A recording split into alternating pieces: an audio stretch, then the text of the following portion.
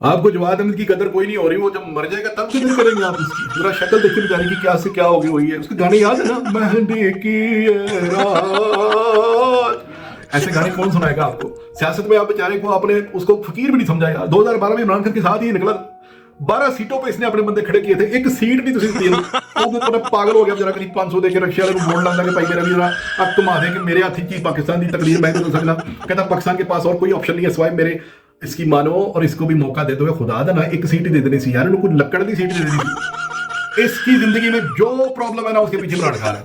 इसका तरबूज बच्चा निकला है, तरबूज वाला को कुछ नहीं कहना, ये कहते कि इमरान खान शर्म करो। वड्डी तो बकरा लेने गया, बकरी निकल आई, कहता इमरान खान शर्म करो। डॉक्टर को दवाई लेने गया, उन्हें गोलियां देने की बजाय उन्हें टीका लाता, कहता इमरान खान शर्म करो। डॉक्टर कहता मेरा इमरान खान नहीं है।